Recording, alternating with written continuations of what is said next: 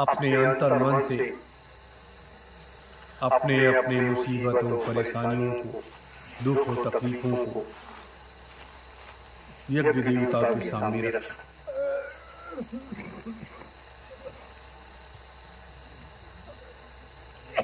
मानो एक ऐसी आत्मा है कि वो इस मृतलोक के धरातल का संचालन करता है कि मनुष्य का जीवन जो है वो एक योग्य पुरुष की संज्ञा दी जाती है। लेकिन जब योग्य पुरुष ही जब अपने गलत रास्ते पर चल पड़ता है, उसके रास्ते को बदलने के लिए सबसे पहले महात्माओं का सानिध्य उसे मिलता है, माता पिता का सानिध्य, शिक्षकों का सानिध्य, उसके बाद संत महात्माओं का सानिध्य मिलता है। और जब उसे मिलता है तो वो अपने रहन सहन, खान पान, आचार विचार को बदल देता है। और जब नहीं बदल पाता है तो उसे लोग असुरों की संज्ञा दे देते हैं। आज हम आप सब ये जो यज्ञ कुंड में अपनी सविधा को डालते हैं, क्यों डालते हैं? हम आप अपने घरों पर बैठ करके भी हवन कर सकते हैं। उससे निकलती हुई वाष्प रूपी धुआं, उससे निकलता हुआ प्रकाश का आभास कर सकते हैं। लेकिन कुछ ऐसी स्थितियां भी होती हैं जब हम ऐसे स्थानों पर जाते हैं और वहां पर यज्ञ कुंड में अपनी सविधा को डालते हैं, तो वहां की एक आभा, वहां का एक तेज, वहां का आकर्षण, वहां की शक्ति हमें आपको खींच करके ले करके जाती है। और ये जो यज्ञ में हम सविधा डालते हैं, इसमें किसी भी व्यक्ति का कोई भी निजी स्वार्थ नहीं है। हाँ, इतना है जो पहले मैंने कहा कि हम आप अपनी दुख तकलीफों को, अपनी परेशानियों को यज्ञ वेदी पर बैठ करके अपनी अंतरात्मा से जब वहां पर व्यक्त करते हैं, हमारी अंतरात्मा अंदर से उस चीज को रखती है, तो यज्ञ का देवता उसे सुनता जरूर है। हमारी आप सबकी दुख तकलीफों को दूर कर देता है। मेरे प्रेमी जनों, लेकिन इस मृतलोक में एक ऐसी स्थिति उत्पन्न हो गई है जिसका सुधार करना परम आवश्यक हो गया है। सुधार इसलिए आवश्यकता है कि अपने गुरुदेव ने, पूज्य स्वामी जी महाराज ने 60 वर्षों तक अथक मेहनत करने के बाद मनुष्य रूपी जीवात्माओं को जागृत किया, आत्मा और परमात्मा का भेद बताया कि इस मृतलोक में जो हालात है, जो स्थिति है, उसमें एक नया बदलाव लाने की आवश्यकता है। लोगों का खान पान, रहन सहन, आचार विचार लोगों का बदलना चाहिए। उसके लिए बहुत प्रयास मालिक ने किया, लेकिन वो प्रयास एक सार्थक रूप में जब एक बहुत बड़ा वट वृक्ष बन गया, उसकी छाया में संसार की जीवात्माएं बैठने लगी, तो कलिकाल की तपिश इतनी भयानक हुई कि कलयुग ने ऐसा विच्छेदन पैदा किया कि पूरा परिवार बिखर गया। लेकिन आज अपने परम पिता, अपने परम पुरुष, अपने परम पूज्य गुरुदेव के महान संकल्पों को पूरा करने के लिए हम आप जैसे बच्चे बच्चियां आगे बढ़ रहे हैं। इसलिए आगे बढ़ रहे हैं कि अब वो समय आया है, वो दौर आया है कि हमें आगे बढ़ करके इस व्यवस्था में बदलाव लाना चाहिए। कि वो पुत्र कैसा जो अपने पिता के अधूरे कार्यों को पूरा न करे, वो शिष्य कैसा जो अपने गुरु के अधूरे कार्यों को पूरा न करे,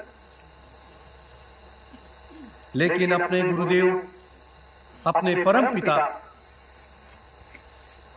तो ये संसार छोड़ करके अभी गए भी नहीं।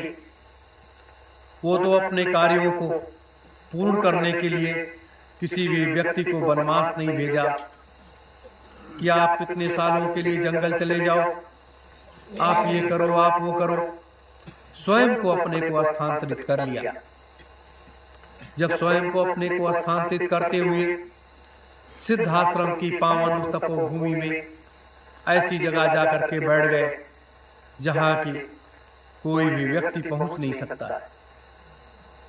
सिद्धाश्रम एक ऐसी जगह है, अगर आप पहुंचना चाहो तो भी नहीं जा सकते।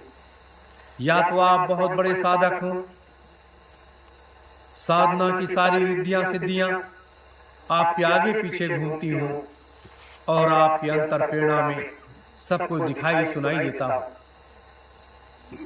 तो आप अपने संकल्प करके, अपने गुरु को याद करके, अपने गुरु के श्री चरणों में अनुनय विनय करके, और आपका गुरु जो आपको आदेश कर देगा तो आप उस स्थान तक पहुंच सकते। या अपने गुरुदेव आपको स्वयं वहां तक ले जाएं, तभी आप पहुंच सकते हैं। वैसे नहीं, मेरे प्रेमी जनों, ये मैंने देखा है, ये मैंने अनुभव किया है। वो एक ऐसी जगह है कि जब आप वहां वायु मार्ग से अपने गुरु के साथ में जाओगे तो एक बहुत बड़ा पट है, और जैसे जैसे नीचे आते जाओगे वो पट खुलता चला जाएगा, आप अंदर उसके चले जाओगे। और जब आप उसके अंदर चले जाओगे तो वहां अजीब सा प्रकाश है, ऐसा प्रकाश ये बिजली के बल्ब ये सब नहीं देख सकते। सूर्य का प्रकाश भी उस प्रकाश के आगे फीका पड़ जाता है। एक ऐसा प्रकाश है, और वहां 24 घंटे, मैंने इसके बारे में बहुत आप लोगों को बताया, 24 घंटे वहां सो हम अपने स्वामी जी महाराज ने जो नामदान दिया है उसमें सोहम का शब्द प्रयोग किया है, और वहां सोहम का जाप 24 घंटे चलता रहता। 3000 महात्मा अलग अलग खंडों में बैठे हुए अपने साधना में लीन रहते हैं, और उसके अंदर कोई भी ऐसा प्राणी जब प्रवेश करता है तो प्रवेश के द्वार पर ही इतना बड़ा लकड़ी का काट रखा हुआ है, और उस काट में छोटे छोटे बड़े टुकड़े रखे हुए हैं, और उसको आप अपने मुख में रख लीजिए, टाफी के तरीके से वो गलता चला जाएगा वो लकड़ी, और आपको ना भूख लगेगी, आपको ना प्यास लगेगी, ना आपको नींद लगेगी, और ना आपके शरीर में किसी प्रकार की थकान होगी। आप उसी तरीके से तरोताजा रहते हुए और वहां विचरण कर सकते हैं। विचरण में छोटे छोटे झुरमुर जैसे पेड़, गुफाएं, जब उसमें महात्माओं के आप थोड़ा नजदीक जाने का प्रयास करोगे तो इतना तेज प्रकाश आपको लगेगा कि आपका शरीर जल उठेगा और आप वहीं पर रुक जाओगे। लेकिन वो आवाज, सोहम की आवाज, वो 24 घंटे वहां जो गूंजती है वो कानों में आपको पड़ती रहे। आप महीनों उसके अंदर रह जाओ, लेकिन आपको जो है ये महसूस होगा कि अभी तो मैं एक दिन ही हुआ है यहाँ आए। एक ऐसी विचित्र वो माया महात्माओं का एक ऐसा संसार है जहाँ सतयुग, त्रेता, द्वापर, कलयुग के हजारों हजारों महात्मा बैठे हुए हैं। यही देखने के बाद मुझे ये लगा कि वास्तविक तरह से लोग जो कहते हैं कि 100 वर्ष से ज्यादा कोई जिंदा नहीं रह सकता है, तो ये जो परिदृश्य दिखाई देता है, ये तो कई लाख करोड़ों वर्षों के लोग हैं जो यहाँ पर बैठे हुए हैं और अभी भी उनकी जाने की इच्छा नहीं हुई। इसलिए उनकी जाने की इच्छा नहीं हुई कि वो अपने असली घर को भी चले जाते हैं, वहां लोगों से मिलकर के चले आते हैं और फिर भी यहाँ चले आते हैं। और इसीलिए मनुष्य रूपी जीवात्माओं को इस मृतलोक में भेजा गया था कि आप वहां जाकर के रहोगे, और जब आप वहां जाकर के रहोगे तो वहां की व्यवस्था को आप सुदृढ़ और मजबूत करोगे और उसके रखरखाव में अपनी सहायता करोगे। लेकिन मनुष्य रूपी जीवात्माएं जब यहाँ पर आई तो उन्होंने एक माया का एक ऐसा संसार बसाया कि उस संसार में लोग उलझ गए। जब उस संसार में लोग उलझ गए तो उससे निकलने का कोई मार्ग नहीं रह गया। इसीलिए हमेशा देखो युद्ध ही हुआ है। सतयुग में ऐसा कोई युद्ध का दृष्टांत नहीं है, थोड़ा बहुत ही है, लेकिन वही त्रेता में कितना भयानक युद्ध हुआ, द्वापर में कितना भयानक युद्ध हुआ, कलयुग में कितनी बार कितने भयानक भयानक युद्ध हुए और कितनी बड़ी बड़ी कुर्बानियां लोगों को देनी पड़ी। और परमात्मा को स्वयं इस मृतलोक में पहुंच करके और इस मृतलोक को बचाने का हर संभव प्रयास किया गया और परमात्मा ने ऐसे असुरों का सफाया भी किया। तो वो भी दौर चला, वो भी सारी चीजें आई। आज हम आप सब यहाँ जब आते हैं, देखते हैं, मिलते हैं, बैठते हैं, तो एक मृतलोक की महिमा है, एक मृतलोक का नियम है जिसको हम आप सब लोग पालन करते हैं। आज ये अलग संसार है, जैसे सिद्धाश्रम का संसार अलग है, वैसे ये सतयुग तीर्थ का भी संसार अलग है। क्यों अलग है? क्योंकि यहाँ जब हम देखते हैं, धर्म ध्वजा की तरफ देखते हैं, तो ये अलग व्यवस्था है। हम आप अपने आचार विचार रहन सहन की तरफ जब देखते हैं, ये अलग व्यवस्था है। लेकिन ऐसे सिद्ध पुरुषों के सानिध्य में आने का हमें आप सबको जो मौका मिला है, ये बार बार नहीं मिलेगा। चाहे जितना आप प्रयास कर लो, कितनी भी तड़प कर लो, कहीं भी दौड़ जाओ, लेकिन आत्म शांति नहीं मिलती है। आत्म शांति क्यों नहीं मिलती है? क्योंकि माया रूपी ये संसार है और ये द्वैत रूपी जो संसार है, क्योंकि बिना दो के यहाँ कोई भी, जैसे तक दो का मिलना नहीं है तब तक तीसरे जीव का आगमन नहीं होता है, तीसरा मनुष्य रूपी इस मृतलोक में प्रकट नहीं होता है। उसी तरीके से ये सारी चीजें हैं कि जब तक ये सारे रास्ते नहीं बनते हैं, कुछ नहीं होता है। इसीलिए हर चीजें पूर्व से निर्धारित हैं। मैंने कई बार बताया आपको, ये इस अरण्य जंगल में आने की आवश्यकता इसलिए पड़ गई कि 88,000 ऋषियों की ये तपी तपाई भूमि थी। ये 9 किलोमीटर की परिधि में हमारे ऋषिगण बैठे हुए थे। और किस लिए बैठे हुए थे? यह तो इसी युग परिवर्तन के लिए, इसी चौथे महायज्ञ के लिए, इसी नव सतयुग स्थापनार्थ के लिए उन्होंने 72 वर्षों तक साधना की। 3 वर्षों का उनका जो दौर रहा कि 3 वर्षों तक ये जहां पर धर्म ध्वजा लगा हुआ है, यहाँ पर एक बहुत बड़ा यज्ञ कुंड था। 24 घंटे 3 वर्षों तक यहाँ पर यज्ञ हमारे ऋषि डालते उसमें से एक ऐसी ज्योत पुंज का प्रकाशित किया जो वो प्रकाश पूरे आसमान को छूता था, और लोग वहां यहाँ आकर के बैठ करके अपनी साधना करते थे और वो तीनों लोकों में विचरण करने लगते थे। ये कैसा दिव्य प्रकाश ये था, एक ऐसा आभा मंडल था जो इस धरातल के इस मृतलोक में कहीं नहीं था। लेकिन उसको बुझाने के लिए मुगलिया सल्तनत के शासक में औरंगजेब ने ऐसा कर्म किया, तमाम पशुओं को काट काट करके सालों उसमें डालता रहा। लेकिन जब वो न बुझा तो काशी के पंडितों का सहायता लेकर के उसने कहा, पंडितों ने कहा कि जब हजारों देवियों को उनके शरीर पर एक भी वस्त्र ना हो और उनको खड़ा कर दिया जाए तो उनका जो है ये ज्योति बुझ सकती है। और ऐसा ही किया और ये ज्योति बुझ गई।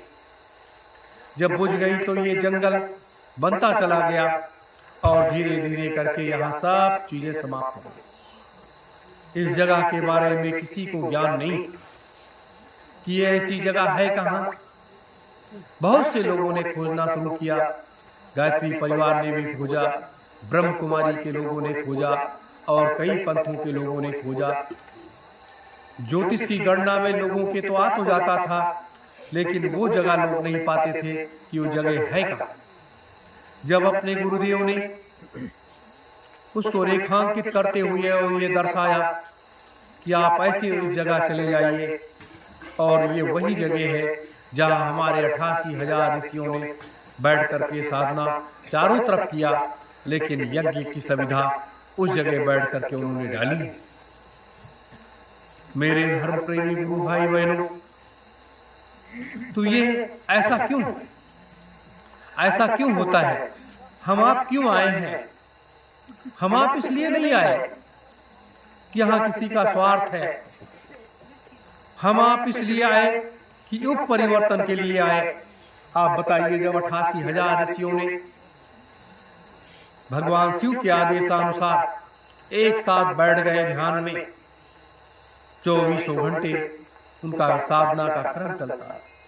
72 वर्षों तक के बाद जब परमात्मा प्रसन्न हुआ तो परमात्मा ने वो रास्ता दिखाया और वो सारे कार्य किए। 72 वर्षों के बाद परमात्मा ने कहा, है ऋषि गणों, आपको क्या चाहिए? तो ऋषियों ने एक स्वर से कहा, हे प्रभु, मुझे कुछ नहीं चाहिए। मैं ये चाहता हूं कि जब आप कलिकाल में अवतार लें तो एक ऐसा महायज्ञ करें यहाँ पर जो भूते न भविष्यते, जो न किसी युग में हुआ है और न आगे किसी युग में हो। ये कार्य जब परमात्मा ने तथास्तु कह दिया, फिर 88,000 कंठ एक स्वर से बोल पड़े।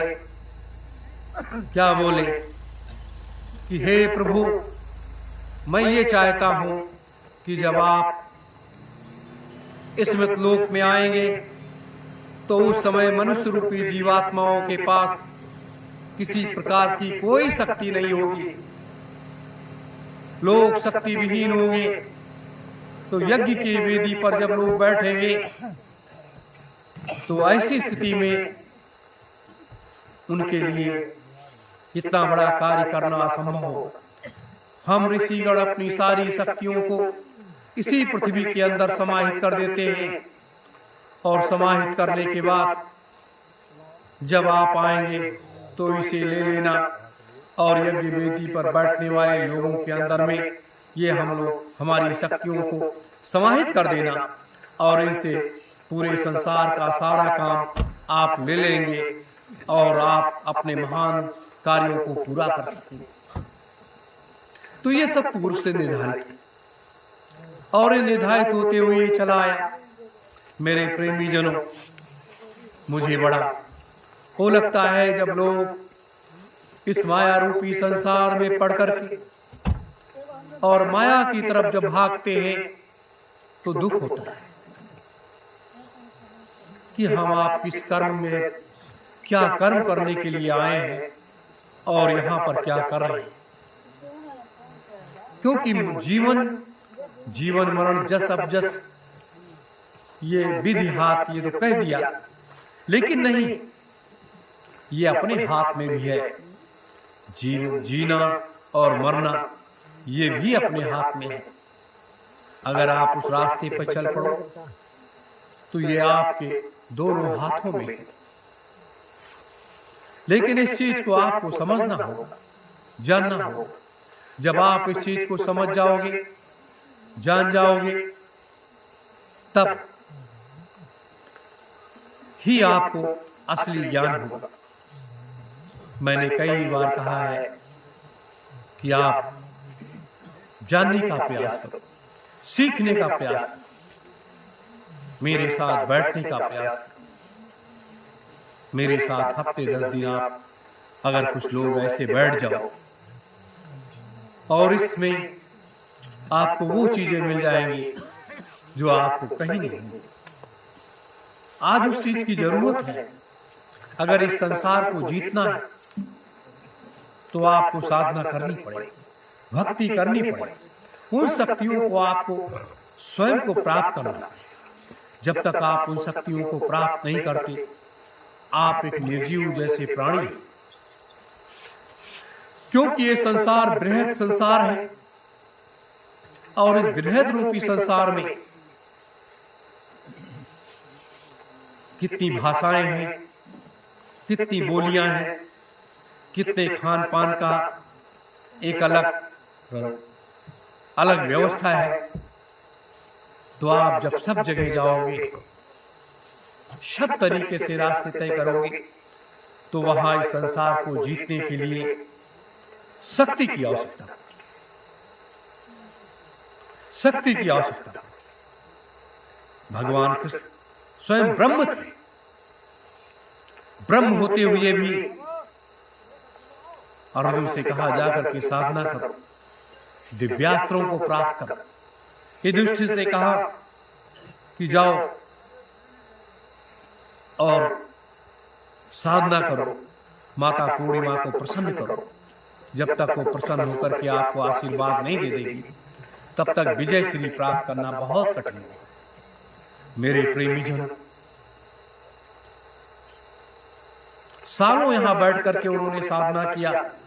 आज जिस जगह हम आप बैठे हुए हैं, यहां युधिष्ठिर ने सालों बैठ करके साधना किया। साधना करने के बाद जब माता पूर्णिमा प्रसन्न हुई, तब माता ने भी आशीर्वाद दिया।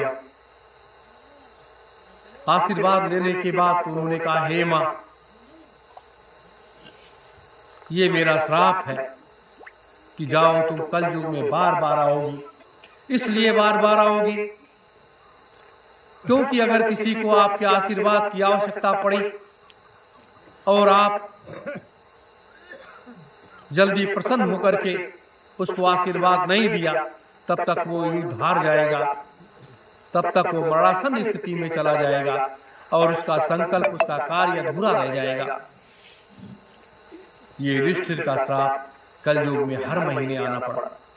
माता पूर्णिमा को हर महीने आना पड़ा। यही एक ऐसा सनातन का एक दर्शन है जहां हमारी शक्तियों की पूजा होती है, हमारी देवियों की पूजा होती है। हम अपनी बच्चियों में दुर्गा काली का रूप देखते हैं, मां का रूप देखते हैं। ये ऐसा बृहद संसार है और इसी संसार की कमी होती है। जैसे द्वापर में जब कृपाचार्य ने शाम को बैठे, उधर युधिष्ठिर ने जब भीष्म पितामह ने द्रौपदी को आशीर्वाद दे दिया,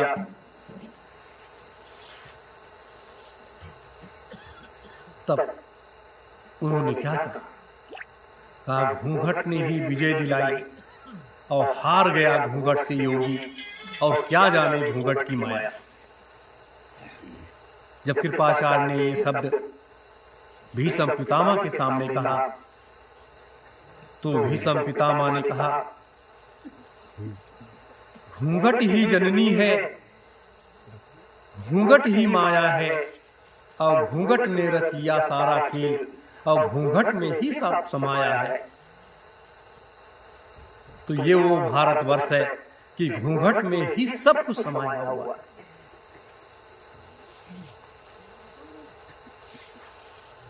मेरे धर्म प्रेमी गुरु भाई बहनों,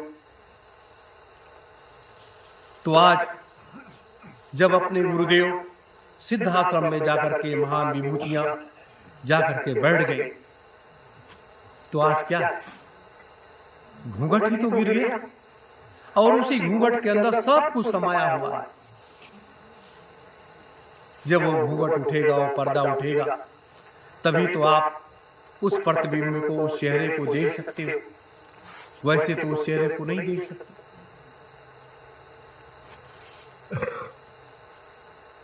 इसीलिए अपने महात्माओं ने कहा कि नारी निंदा न करो, नारी नर की खान, और नारी से उत्पन्न होती ध्रुव पहला समान। मेरे प्रेमी जनों, तो आज भारतवर्ष की बात छोड़िए, पूरी दुनिया में क्या हो रहा है, जिसकी पूजा हमारे सनातन में होती है, आज उसके साथ कितना खिलवाड़ होता है, क्या क्या होता है। तो ये पाप नहीं हो रहा है, ये बहुत बड़ा पाप हो रहा है। अब इस पाप को रोकने के लिए, पापियों का सफाया करने के लिए किसी न किसी को तो कदम बढ़ाना ही पड़ेगा। अगर सोचो कि हम हाथ पर हाथ ऐसे धरे बैठे रह गए,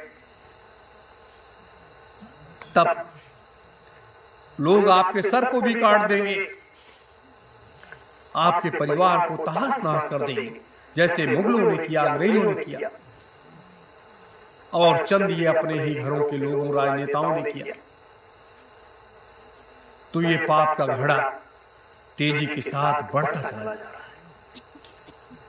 जब इस पृथ्वी पर 95% पाप हो गया, 4.5% ही पुण्य बचा है, तो आप बताइए अब आगे क्या हो। वो परम पिता परमेश्वर, वो परमात्मा, वो महाप्रभु, वो कब आएगा, कैसे आएगा, और कब ये सब करेगा, कब पापियों का सफाया करेगा। ये भी तो लोगों को चिंतन मनन करना चाहिए, विचार करना चाहिए। आज हम रामायण पढ़ते हैं, गीता पढ़ते हैं, वेद पुराण पढ़ते हैं, कुरान उपनिषद पढ़ते हैं, बाइबल पढ़ते हैं, गुरु ग्रंथ साहब पढ़ते हैं, लेकिन क्या है, हमारे पूर्वजों ने जो कुछ किया है, उन्हीं के तो कर्म की पूजा है, उन्हीं का तो दृष्टांत है। लेकिन ये हमारे लिए पूजनीय है, वंदनीय है, हम उसका अनुसरण करके आगे बढ़ते हैं। हमारे देवी देवता, लोग कहते हैं कि देवी देवताओं से क्या होता है। देवी और देवता क्या कहा गया कि इस मतलोक में 37 करोड़ देवी देवता है। तो देवी और देवता, क्योंकि हम अपनी मां को देवी के रूप में मानते हैं, हम अपनी बेटी को, हम अपनी बहन को देवी के रूप में मानते हैं, और अपनी पत्नी को भी दूसरा देवी का रूप देते हैं, क्योंकि वो घर की लक्ष्मी होती है, वो घर की मर्यादा होती है। ये वो सनातन है, और बिना ये द्वैत रूपी संसार में, बिना शक्तियों के ये सब नहीं होता। इतना अपने लोग ध्यान से जान लें, समझ लें, और जब आप जान लोगे, समझ लोगे, तभी आपके समझ में आएगा। जैसे कितने लोग आए थे, कितने लोग चले गए।